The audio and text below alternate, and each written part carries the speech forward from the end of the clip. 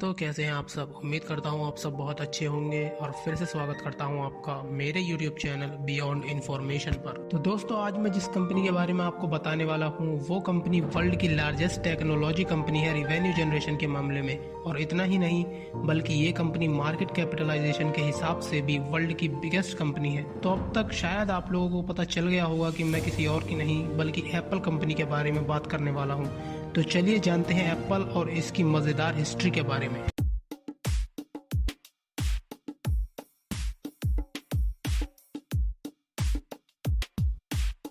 सबसे पहले बात करते हैं एप्पल की शुरुआत कब और कैसे हुई। तो एप्पल को 1 अप्रैल 1976 को फाउंड किया गया था और इसके 3 फाउंडर्स थे। पहले स्टीव जॉब्स, दूसरे स्टीव वोजनियाक और तीसरे रोनाल्ड वेन। वैसे काफ़ी लोग ये मानते हैं कि एप्पल की शुरुआत स्टीव जॉब्स के पेरेंट्स के गैराज में हुई थी, लेकिन एप्पल के को फाउंडर स्टीव वोजनियाक ने एक इंटरव्यू में बताया था कि वो गैराज में तब जाते थे जब बेडरूम लोगों से भरा हुआ होता था, ना कि हर टाइम। तो इस तरह शुरू हुई एप्पल कंप्यूटर कंपनी, जिसमें इसके फाउंडर्स ने सबसे पहले एप्पल 1 को डिज़ाइन किया, जो कि स्टीव वोजनियाक के द्वारा डिज़ाइन किया गया था। और इसको बनाने के लिए स्टीव जॉब्स ने अपनी वोक्सवैगन बस बेच दी थी और स्टीव वोजनियाक ने अपना HP 65 कैलकुलेटर भी बेच दिया था। तो आप समझ सकते हैं उन्हें किस लेवल का डेडिकेशन दिखाना पड़ा एप्पल को बनाने के लिए। अब दिन आया 3 जनवरी 1977 का, जब एप्पल को एप्पल कंप्यूटर INC बना दिया गया। लेकिन इसी के साथ अब एप्पल को 3 नहीं बल्कि 2 लोग चला रहे थे, क्योंकि उनके तीसरे साथी रोनाल्ड वेन ने एप्पल में अपनी हिस्सेदारी को सिर्फ $800 में बेच दिया था स्टीव जॉब्स और स्टीव वोजनियाक को, जो अगर आज के हिसाब से हम देखें तो लगभग $100 बिलियन के करीब बैठेगा। और अब ये दोनों ही एप्पल को मिलकर चला रहे थे। इसके बाद एक मल्टी मिलियनेयर मार्क मार्कुला ने स्टीव जॉब्स और स्टीव वोजनियाक को $2.5 लाख की फंडिंग दी ताकि एप्पल और ज़्यादा अच्छे से तरक्की कर सके। तो अब मैं आपको एक बहुत ही इंटरेस्टिंग बात बताने जा रहा हूँ, जो कि ये है कि 1985 में स्टीव जॉब्स और स्टीव वोजनियाक में एप्पल के हाई कॉस्ट प्रोडक्ट और पावर स्ट्रगल्स के चलते अनबन हो गई थी। और इसके बाद स्टीव जॉब्स ने एप्पल छोड़कर कुछ एप्पल एम्प्लॉयज़ के साथ मिलकर एक नई कंपनी नेक्स्ट शुरू की। लेकिन फिर जब 1997 में एप्पल बैंकरप्ट होने की ओर जा रही थी, तब फिर से स्टीव जॉब्स आए और एप्पल को बैंकरप्ट होने से बचाया।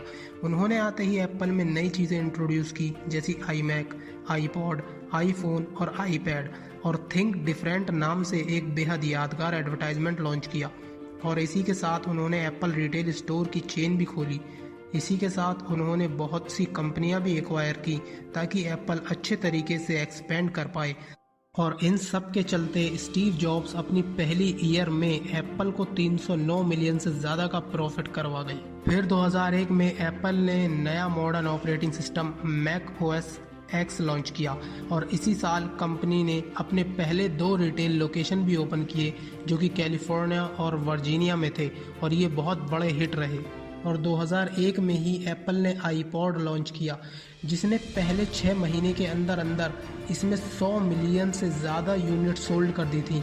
और एप्पल की सक्सेस 2003 से 2006 के बीच में देखी जा सकती थी, क्योंकि एप्पल के शेयर्स का प्राइस $6 पर शेयर से $80 पर शेयर के ऊपर पहुंच गया था। जनवरी 2007 में स्टीव जॉब्स ने अनाउंस किया iPhone और एप्पल TV, और अब यहीं से एप्पल का नाम एप्पल कंप्यूटर INC से बदलकर एप्पल INC हो गया, क्योंकि अब एप्पल सिर्फ कंप्यूटर नहीं बल्कि और इलेक्ट्रॉनिक्स बनाने पर भी फोकस करेगा।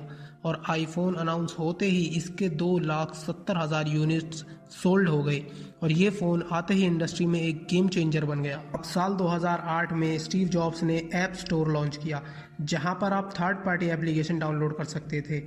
और 1 महीने के अंदर अंदर ऐप स्टोर पर 60 मिलियन से ज़्यादा ऐप बिक गई, और इसी के साथ इसका रिवेन्यू 1 मिलियन के पार पहुंच चुका था। और अक्टूबर 2008 तक एप्पल तीसरा सबसे बड़ा मोबाइल हैंडसेट सप्लायर बन चुका था, क्योंकि ये बेहद पॉपुलर फ़ोन था।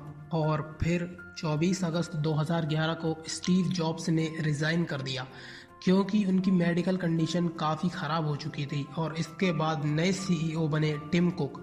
और फिर 5 अक्टूबर 2011 को एप्पल के फाउंडर स्टीव जॉब्स का देहांत हो गया।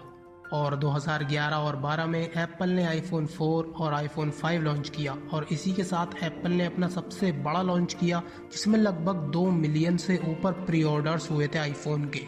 और साल 2012 में एप्पल की मार्केट कैपिटलाइजेशन 624 बिलियन डॉलर हो गई। इसके बाद 2014 में एप्पल ने डॉक्टर ड्रे और जिमी लोविन की कंपनी बीट्स इलेक्ट्रॉनिक्स पूरे 3 बिलियन डॉलर में एक्वायर कर ली। और 2016 में एप्पल ने अनाउंस किया कि उनके 1 बिलियन डिवाइसेस एक्टिव यूज में हैं वर्ल्ड वाइड। और 2016 में फॉर्च्यून 500 ने अपनी लिस्ट में एप्पल को टॉप टेक कंपनी डिक्लेयर किया। और अब 2020 में एप्पल यूएसए की पहली कंपनी बनी जिसकी मार्केट कैपिटलाइजेशन 2 ट्रिलियन डॉलर पहुंच गई थी। ये अब बात करते हैं एप्पल कंपनी के कुछ फैक्ट्स के बारे में। तो चाइना एप्पल की सेकंड बिगेस्ट मार्केट है पूरी दुनिया में और 2015 में एप्पल दुनिया की पहली 700 बिलियन डॉलर की कंपनी बनी और एप्पल में हर 3 में से 1 इंजीनियर इंडियन है। एप्पल की 2022 में मार्केट वैल्यू 2.3 ट्रिलियन डॉलर है। 2022 में एप्पल का रेवेन्यू 90.6 बिलियन डॉलर्स है और एप्पल में लगभग 1,54,000 से ज़्यादा एम्प्लॉयज़ काम करते हैं। तो उम्मीद करता हूँ आपको वीडियो बहुत अच्छा लगा होगा और आपको अगर और किसी टॉपिक के बारे में जानना है तो please let me know in the comment and until the next video.